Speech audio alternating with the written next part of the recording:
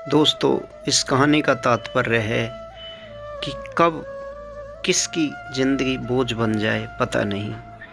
कविता की हंसती खेलती ज़िंदगी बोझ बन गई। कविता अपने माता पिता की बहुत लाडली थी। 3 बड़े भाइयों की बहन थी।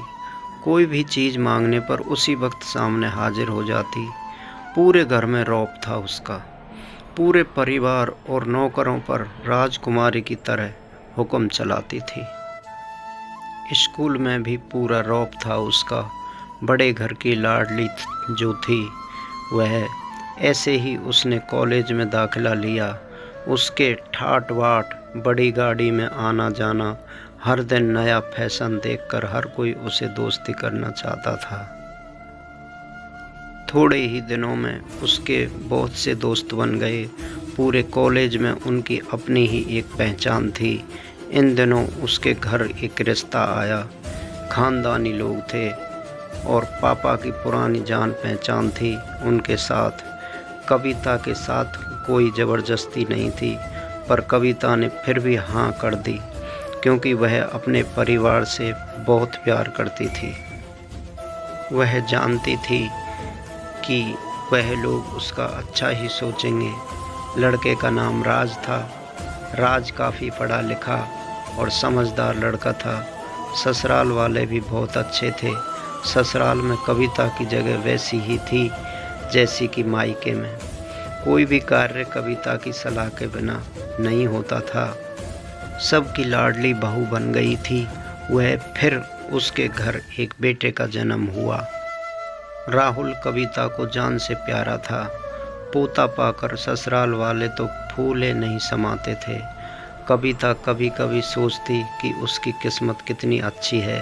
उसका हर अपना उसे कितना प्यारा लगता है। चाहे जीवन में कैसा भी समय आए, मेरे अपने हमेशा मेरे साथ हैं। मैं कभी अकेली नहीं हो सकती। कितनी खुशकिस्मत हूँ मैं। पर शायद कविता की खुशियों को उसकी अपनी ही नज़र लग गई थी। एक दिन वह मायके जाने की जिद कर बैठी। राज को बहुत काम था, लेकिन वह फिर भी उसे ले गया। रास्ते में उनकी गाड़ी अन्य गाड़ी से टकरा गई। कविता, राज और राहुल बहुत बुरी तरह जख्मी हो गए। काफ़ी इलाज के बाद राज और राहुल तो ठीक हो गए, लेकिन कविता पूरी तरह ठीक ना हो सकी। सर पर चोट लगने के कारण वह अपनी आँखों की रोशनी खो बैठी। अब कविता की किस्मत जैसे उल्टे फार्म चलने लगी।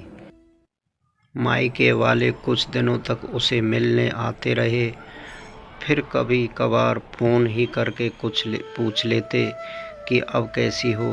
धीरे धीरे ये सिलसिला भी कम हो गया। ससुराल वालों की सहानुभूति भी कम होने लगी। घर में किसी को पास बैठने के लिए कहती तो जवाब मिलता, बहुत काम है, अब तुम भी हाथ नहीं बटा सकती। राज भी चिड़चिड़ा हो गया था। बस राहुल ही था उसके साथ, जिसके साथ हंसते हंसते खेलते उसका वक्त गुजरता। एक दिन कविता के हाथ से कुछ सामान गिर गया, जिसकी वजह से राहुल को हल्की सी चोट लग गई। कविता के सास ससुर ने राहुल को उससे अलग कर दिया कि कहीं उसके न देखने की वजह से बच्चे का कोई नुकसान न हो जाए। कविता अंदर से टूट चुकी थी।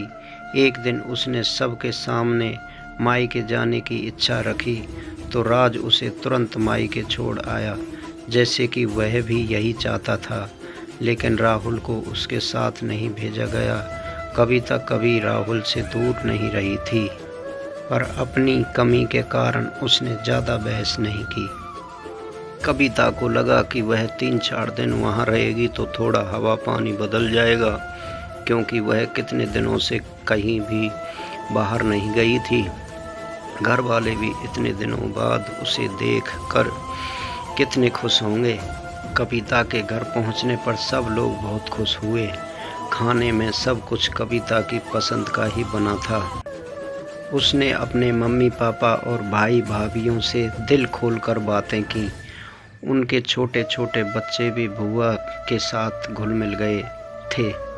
रात को सोने के वक्त जब वह कपड़े बदलने लगी तो उसे पता चला कि उसका बैग तो बहुत भरा हुआ था। वह बहाना बना देती, जबकि वह जानती थी कि उस घर में अब उसके लिए कोई जगह नहीं।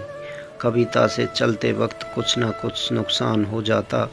थोड़ी बहुत टोका टाकी उसे सुनाई देती, वह टाल देती। एक दिन उसके हाथ से लगकर एक कीमती फूलदान टूट गया। छोटी भाभी ने बहुत हंगामा मचाया। कविता के माता पिता रोज रोज के झमेलों से तंग आ गए थे। वह सब समझ गई। वह बहुत उदास हो गई। कुछ दिनों तक तो सब ठीक रहा, फिर जैसे सब बदलने लगा। सबका व्यवहार बदल रहा था। वह लोग जैसे थक चुके थे उससे। सब लोग घूमा फिरा कर पूछने लगे कि राज कब आ रहा है, उसे ले जाने। उन्होंने राज को खुद से फ़ोन कर दिया। राज कविता को अपने घर ले गया। कविता को अपने परिवार वालों से ये उम्मीद न थी। जिस कविता के कहे बिना घर में एक पत्ता भी नहीं हिलता था, उस घर के लिए वह अब बोझ बन चुकी थी। राज के साथ ससुराल आते वक्त वह बहुत खुश थी, क्योंकि वह अपने घर जा रही थी, अपने जिगर के टुकड़े राहुल के पास। परंतु यह खुश भी कुछ पल की ही थी। सारा बंदोबस्त पहले ही किया हुआ था। कविता को सीधे ऊपर वाले कमरे में पहुंचा दिया गया। राहुल से दूर रहने की सख्त चेतावनी दी गई। एक काम वाली लता को उसकी जिम्मेदारी सौंपी गई, जो उसके खाने पहनने जैसी ज़रूरतों का ध्यान रखती। कविता ज़्यादातर चुप ही रहती। कभी कभी काम वाली लता से थोड़ा बतिया लेती। उसके जरिए राहुल का पता चल जाता। सबकी लाडली बेटी और बहू सबके लिए लाडली से बोझ बन चुकी थी।